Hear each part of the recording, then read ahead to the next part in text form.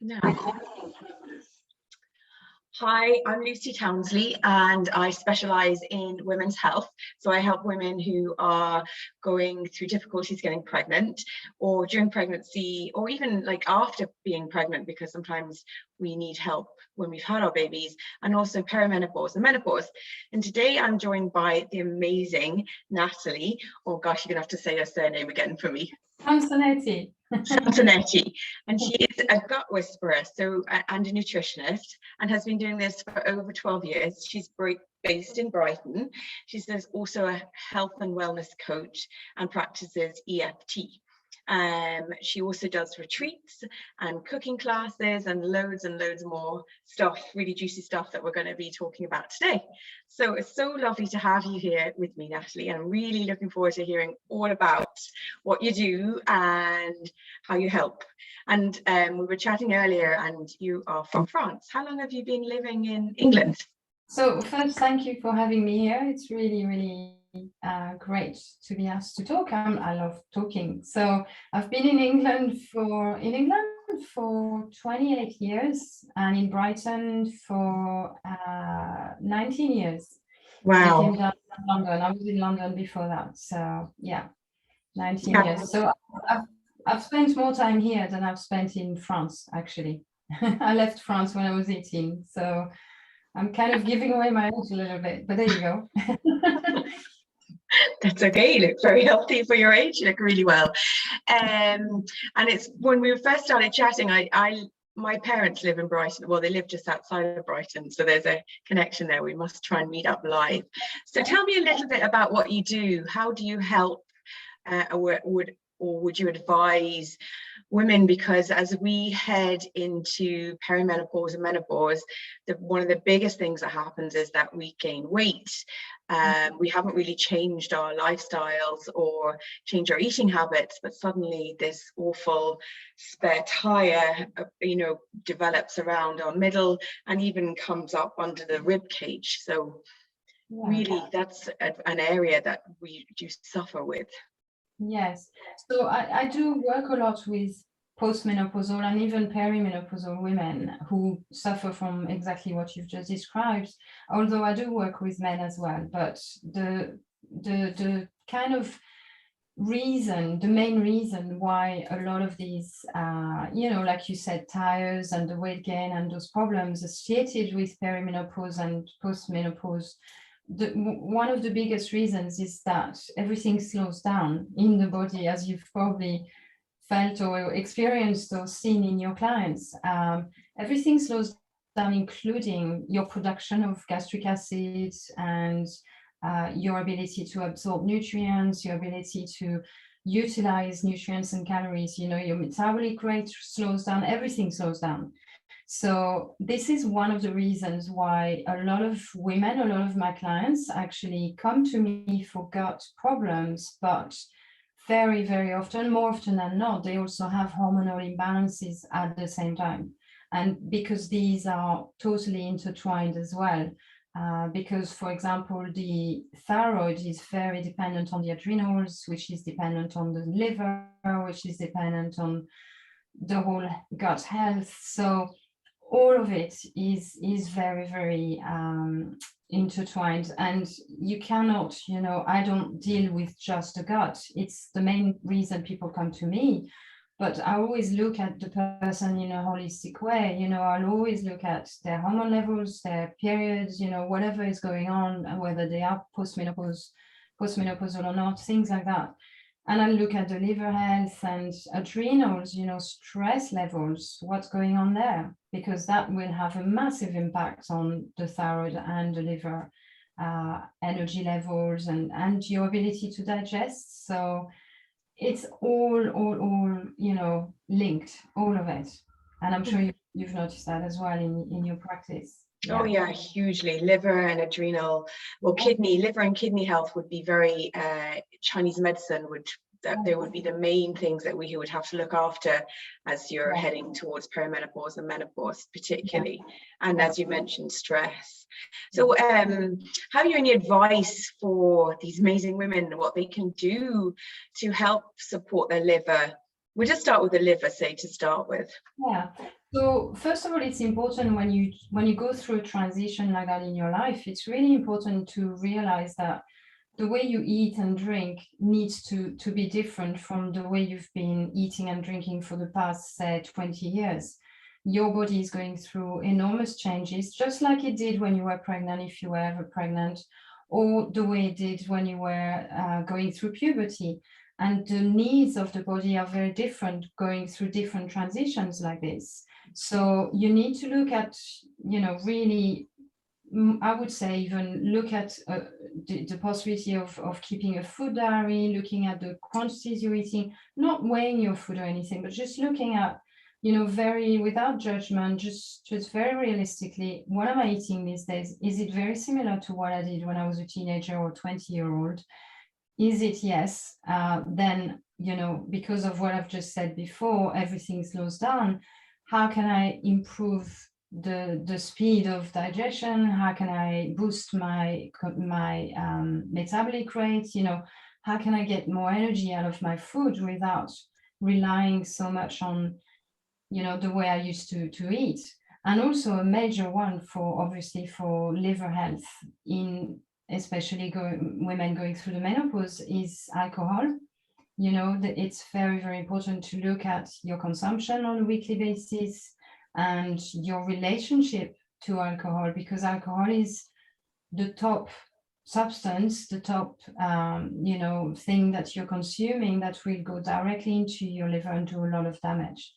And again, the older you get, the less able to repair the damage, or the slower the repair will be. So you really do need, and unfortunately, I have a lot of women going through this transition with, I wouldn't call it a problem with alcohol, but again, they haven't adjusted their view of alcohol and their consumption of it. So they're still drinking like they're 20, going out partying every night, all night, binging and all of that. And because also of the enzymes not being there anymore, and everything kind of slowing down, you're less able to handle it, to handle the alcohol, and your liver is definitely not as ready to handle huge amounts of alcohol. However much you drink during the week, binge drinking is going to do a lot of damage, especially when you're around that time of your life. Yeah, and it's a difficult one because sometimes I know with some of my patients that they would use like a glass of wine, for instance, it could be anything, as to help them go to sleep. So I can almost feel the resistance of everyone going, oh no, I can't give up alcohol. So, how do you, what would you suggest for them to kind of make these lifestyle changes? Because it is a big one. It's huge, yes. So first of all, I always say, awareness, self-awareness is the key to change. So be completely aware of what you're doing, even just for a week. Just look at your week, look at how you feel. Have your glass of wine, have your 2 glasses of wine or bottle, whatever you're used to doing, and explore, really observe how you feel the next day, on the day itself. Does alcohol make you feel happier? Does it make you depressed eventually after you've had that kick of the first glass? Do you feel more stressed out in life when you do drink? Assess the situation without judgment, again, just completely as an outsider observing your habits. And I know it's really difficult for a lot of people to actually put a mirror in front of your face and say, okay, I'm just going to observe what I'm doing, because it can be scary. So it's really important to do it with love and really just purely self-awareness and non-judgmentally. And once you've done that and maybe journaled on it, and established where you want to be, first of all, establish how you want to feel. How do I want to feel when I wake up in the morning? I want to feel full of energy. I want to get up and go. I want to, I don't want to get up and kind of snooze button 5 times and then have 10 liters of coffee to get me through the day and look and feel really drab and exhausted. You need to realize what you want to do. How do you want to feel throughout the day? It's not about for me anyway, it's not about setting goals in life. You know, it's not about, yeah, I'm going to go up Mount Kilimanjaro and I'm going to do this and I'm going to do that. I'm going to be a millionaire by the end of the year and whatever. These are too much pressure, I would say, and only creates a lot of stress in many people. What I would always say is, how do you want to feel? You know, just what's the general feeling you want to have? Do you want to feel peaceful? Do you want to feel that you're in charge of your body? Do you want to feel in control of your life? Do you want to feel powerful? Do you want to feel, happy, full of joy? So how can I get there? Do I need to slow down my intake of alcohol? Most probably, because I feel really rubbish and hungover for 3 days afterwards, and I definitely don't feel joyful and full of beans after, when I feel like that. So if you want to feel a certain way, I would say journal and put down some strategies that you feel are realistic, completely realistic, not comparing yourself to anybody else, but realistic for you and at this stage of your life. And again, with love and no judgment, just write down how you want to feel this month. Maybe make it a month by month to start, do it in small chunks of time rather than for the whole year. So journaling, as you can tell, is one of the tools I always recommend to all my ladies, because I find it's really good to get everything out of your mind onto paper, and also it helps you to really manifest a lot more than if you just think it and then forget it. When you put it down on paper, it's there, and you can reread it and think, oh, okay, yeah, I'm going to do that. Yeah. So, that's true. That is true. When you write it down, you feel it's more obtainable, that you can actually do it. Yeah, I'm a huge believer in that one. Yeah. Yes, Absolutely. hugely. So it's not just alcohol, some people it's sugar, some people it's too much bread, it's what I do is really help women and people rebalance, because to me, and I think to many people in this field, as you probably are as well, it's all about balance. It's not about moderation. I don't like the word moderation. It's all about balance. The body is always looking for balance, homeostasis, which is body balance within your body. And when it's out of balance, when you're out of balance because you've drunk too much, or you've eaten too much of that, or you've done too much crazy exercise, or not enough, or you sat in front of telly, for 20 hours. Is that balance? So is it, looking at all the things in your life again, being very non-judgmental and completely like an observer, like you're watching a film, and assess where are there imbalances in my life that are putting my body and my mind and my spirit out of kill, and what can I do about these imbalances? And that's what I work on with people. It's about identifying where there's imbalances and excesses, bringing those back into balance. So it's not about eliminating things completely. Sometimes, most times, I don't eliminate things completely, like, dairy or gluten or whatever. It's more about, let's balance it out. Let's look at the picture. Let's see if it's putting you out of balance. Yes, it is. Okay, let's try and rebalance things with other things, perhaps, with other foods or drinks or whatever it is, or nourishment activities or actions.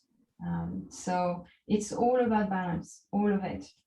So awareness, first of all, self-awareness, write down your week, write down where you feel there's imbalances. Have you had 3 bottles of wine this week and nothing the following week? Is that balance? Do you think that's balance? Have a look at creating balance. Your body is going to be so much healthier, your mind, your spirit, everything is going to be so much healthier, and you'll be happier. To me, that's the key to happiness as well. When there's not too much of, woo, and then down, and oh, and then down, always kind of on the roller coaster all the time. Yeah, it's true, because we use sometimes, well, I would do this anyway, using food as, my thing would be boredom. I'd boredom eat. If I'm occupied, I'm fine, but boredom eating is my big thing. And sugar, that's my big downfall. Yeah. And it's pure habit, because I broke the habit in the evening time, you know, stopping eating at 7, because I'd be munching a few biscuits in the evening, so I stopped that habit. So it really is a habit, it's habit forming, but it took a long time for me to stop that habit of eating those biscuits in the evening or chocolate, because I always say that we're in the cupboard going, eat me, and I'd be getting up and getting another biscuit, and the next thing the packet would be gone. And and now, I noticed before you could lose the weight easier, whereas now it's not so easy to shed those extra pounds that you gain from that time. No, it is hard. Absolutely. It is hard. One tip for the munchies, you know, after a certain time, you know, after dinner, when you're like, I'm bored, I'm sitting on my sofa, and all the habits come in, you know, I'm sitting in front of the sofa, I need a glass of wine or popcorn or chocolate. One tip I would give my people who that seems to work is brush your teeth after dinner. You know, after you're done, you know, within half an hour, just brush your teeth before you get the munchies or whatever, because psychologically, you're brushing your teeth, you're done for the day, you're ready to go to bed, right? And frankly, you know, drinking a glass of wine or eating chocolate with toothpaste taste, it doesn't work. It really doesn't work, believe me. So brush your teeth with a toothpaste that's really strong in mint, you know, really strong taste. You're not going to want any of that stuff. That's true. That is true. My biggest downfall as well is if I'm cleaning up after dinner, cleaning up the kitchen, I know what it is. I just love to munch on something. And it could be anything. It doesn't really matter. It could be a chopped carrot. It could be chocolate. It could be whatever's there. And it's just a really bad habit that I've given myself. Or when I'm cooking dinner, that's the other thing, picking before dinner, because you're hungry and you want to, so that's the 2 bad habits that I have, and I'm sure I'm probably not the only one that has these habits. What would be your advice for those type of habits, again, the awareness? So picking before dinner, and sometimes after dinner as well, but picking before dinner, it means you're hungry as well. And very often the mistake most people make when they want to lose weight or maintain a weight or whatever is to not eat enough. Believe me, the majority of people who come to me for weight loss, they find out that actually they're undernourished. They're not eating enough nutrients. They have too long between meals. You know, the space between meals, sometimes it's 5-6 hours. It's incredible. So your blood sugar goes way down, which then will cause cravings, because your brain is constantly telling you, you must have some sugar, because the brain's fuel is glucose, which is sugar. So your brain is always going to tell you, you've got to have some food right now. And usually it goes for the quick energy food, which is sugar, or comfort food, which transforms into sugar very quickly, you know, the bread and potatoes and starch. So by eating little and often and never leaving more than 3 hours between meals and snacks, you're actually calming down your brain signals, you're stopping the cravings, and you're not as hungry even throughout the day, because you're balancing it out over the day rather than 3 big meals. You're making your digestion more effective and efficient, because it works far better when it's small, when it needs to deal with small amounts rather than huge meals, you know, 3 times a day. So you're helping to digest better, you're absorbing nutrients better, because there's less of them to work on when you eat smaller meals. And you're also stopping the cravings, because your blood sugar is level throughout the day. So this is really important. But also, one thing, going back to alcohol, you know, one thing people forget about alcohol is that the cravings are not just for the alcohol, they're also for the sugar in the alcohol. And I wrote an article a few months ago about this little old woman who came to me for help once, and she had a little handbag, and she said, she was in her 70s, and she said, "You've got to help me, I'm a recovering alcoholic, and look at my bag." And she opened her bag, and it was filled with chocolates and biscuits and sweets, like a little little schoolgirl. And I said, what's you doing? And she said, well, since stopping alcohol, I've been craving sugar all the time. So keeping your blood sugar is even more important towards the end of the day, because when your sugar dips, you know, before dinner and, you know, sometimes even after dinner, because you haven't eaten all day enough during the day, your blood sugar is way down. You're not going to be able to stop yourself. That craving is gonna take over and it's gonna win.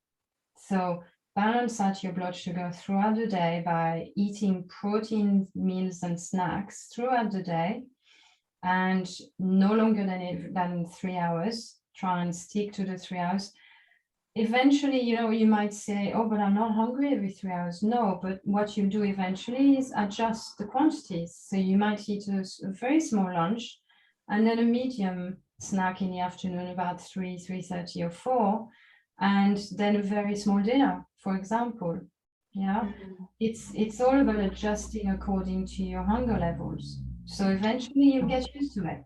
You know. Yeah, the 3:30, 4 o'clock is the time when I can be starving. And I can never understand that, because I would have eaten a good lunch. Yes. Well, actually, if I eat a good lunch, I wouldn't be as hungry at 4. But if I eat a smaller lunch, I would be famished at 4 o'clock. Yeah. And what do most women eat at lunchtime? You know, maybe a salad and a piece of toast with some hummus or something. It's like a little nibble, you know. When you should see my lunches, they're like the whole kitchen goes into my lunch. Seriously. You have to have some proper food. I've just finished working with a man actually who was trying to lose a lot of weight, and on top of the gut issues he had. And he couldn't believe how much more he was eating through the program we went through, and yet he was losing the weight. And the biggest change he made was that he actually ate a proper lunch at lunchtime. He used to nibble, you know, from sort of 10 o'clock in the morning till about 7 at night. He used to nibble all the time, but never allowed himself to have a proper lunch. And he said, my God, that's completely changed my whole day. He said, I sit down at lunchtime, I have a proper meal, even if it's leftovers from the previous night. I'm not asking you to cook, you know, all day, but even just a leftover from dinner, and he'll sit and really enjoy it. And then he'll have maybe a little snack 3 hours later or 4 hours later, you know, maybe a handful of nuts or a carrot and hummus, whatever, and then a small dinner, you know, and it becomes much more natural. People often say, oh, how come the French, you know, they're so slim and yet they eat lots of camembert and baguette and wine and everything? Well, there's 2 reasons for that. We very often have, you know, a medium-sized breakfast, a big lunch, and in fact, at lunchtime, if you go to Paris or where there's a lot of office people, you know, you go out at lunchtime and you'll see all the people get out of their offices, go into restaurants, proper restaurants, and they'll eat a 2-3 course meal, taking at least an hour to eat for lunch, then going back to the office and then having a way smaller dinner later on, much smaller. So at lunchtime, they'll eat everything. They'll eat, you know, starter, a main course, they'll eat cheese, they'll eat pudding, whatever, and probably a glass of wine with it. But at dinner time, it's very small. So 2 things here that come into play is that they're eating a proper meal at lunchtime, they're slowing down to help their digestion, so they are able to digest all of these foods more properly. They take their time, they're not just sitting in front of their desk shoving in a sandwich, and they're eating a smaller meal at night. So that will keep your digestive system much more balanced. It will help your blood sugar stay steady throughout the day, so you're not starving by 5 o'clock. Yeah. So that's the French secret to keeping slim and keeping your energy as well throughout the afternoon. That's great advice, actually. It is true. It is very true. So what would you say to the women who I would see? So there's 2 things I can say here, but I'll just start with this one. So the women who don't have the time, you know, who are just literally grabbing and running. Yes. So in terms of cooking or in terms of just generally? Generally, so both not giving time for cooking. I think that's a skill that we've lost, is the time, you know, in our days, it's about, you know, getting up, maybe getting the kids to school, or, you know, you mightn't have children yet, you know, mightn't have them yet, or you decided not to have them, but, you know, getting yourself out the door for work, and then, you know, come rushing back in, maybe trying to go to the gym, or, you know, all the activities that you might have on in the evening time, or even just coming in and collapsing on the couch, whatever it is that you do. And, you know, cooking is right down on the bottom of priorities. How, you know, that's a lot of I find that a lot with my patients, that they don't, you know, it's a skill that we've lost, myself included. You know, we don't take the time. What I would always say is, are you not worth it?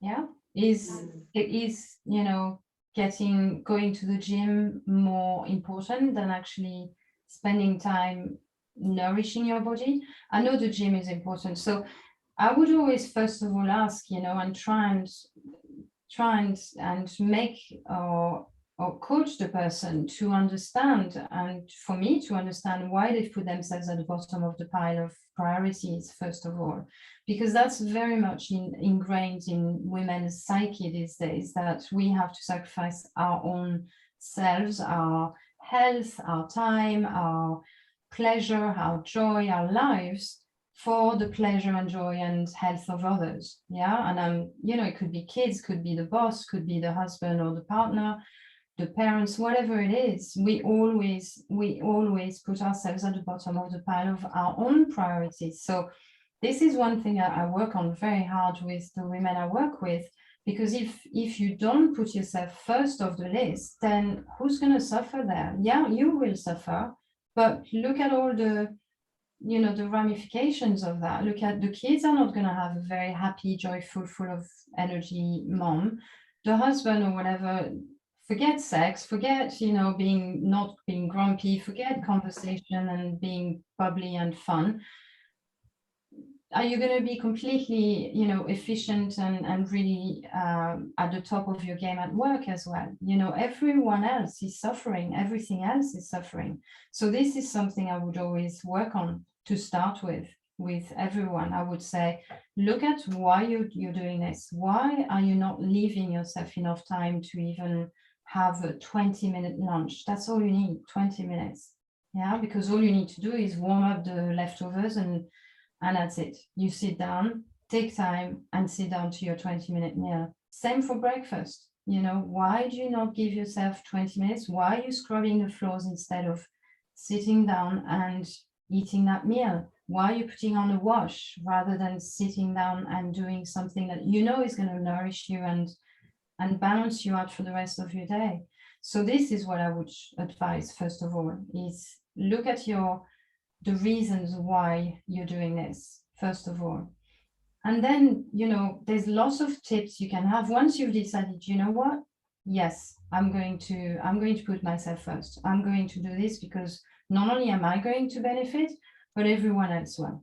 Everyone else. So once they've decided that, and believe me, it's really hard. I know you know that. It's really hard to not have the guilt and just, oh, but I'm being selfish here and whatever. It is so important, because once you get that, then everything becomes easy. You will find a way of eating. You will find a way of making time for your meditation. You will find a way to breathe and go to the loo. I get women sometimes come to me and say, I don't have a poo every day, because I hold it because I don't have time to go and sit on the toilet. Oh my goodness. Where have we gone? You know, as women, where have we gone? And some women say they don't go and pee all day because they don't have time. I mean, seriously? And I know I'm, you know, speaking live on Facebook. I know there's going to be women recognizing themselves. And I say, yeah, I do that sometimes. I hold it and hold it and hold it. wow, that's going to damage your kidneys. That's going to, you know, you're more likely to create kidney stones and stuff like that, and urinary infections and stuff. So please, we are not machines. Yeah, we are people in our own rights. We have our own rights and needs, basic needs. So consider, you know, why are you doing that? What is it that makes you feel guilty when you take 5 minutes for yourself? Mm. Yeah. So, and then there's lots of other tips, you know, never cook for one meal, never ever cook for one meal. If you make granola, make a whole week's worth of granola. If you cook a lovely meal with whatever in the evening, do 2 or 3 portions, and then you eat it for the next lunch, and maybe one in the freezer you can defrost on a day you can't be bothered to cook, you know. So it all becomes a lot easier once you start putting yourself first, and then you start thinking, okay, how can I make that happen? Oh, it's such great advice. It's so true. I have heard that with some of my ladies that I treat as well, holding on, not going to the toilet, and it's just, yeah, craziness. Yeah. Basic needs. Yeah, and it's not unusual that we put ourselves at the bottom of the pile, everyone else. And you're right, imagine putting washing in the machine ahead of eating a breakfast. You know, when you say it like that, it's just, you know, you're going, oh, that's crazy. And the likelihood is you're putting a machine on, and you're cleaning up the breakfast from other people, and you're hoovering as well. Yeah, I know. Yeah. It's crazy. We do need to look after ourselves first. You're absolutely right. Very, very true. Some great advice. Wow, you have been amazing, Nathalie. Seriously, just really informative and inspirational. Thank you so much for coming on. I'll definitely have to have you back again. Talking would be really great. Maybe some recipes or cooking ideas would be amazing. Thank you for everyone for listening. Please don't forget to subscribe to the channel, and I will add links to Nathalie's information if you want to work with her, and also I'll add my links there as well for if you want to have any more menopause coaching or join my menopause program. It'll be there as well. But thank you so much. Thank you. Thank you, Lucy. Thank you. Now I have to figure this out now. Sorry, I have to stop recording.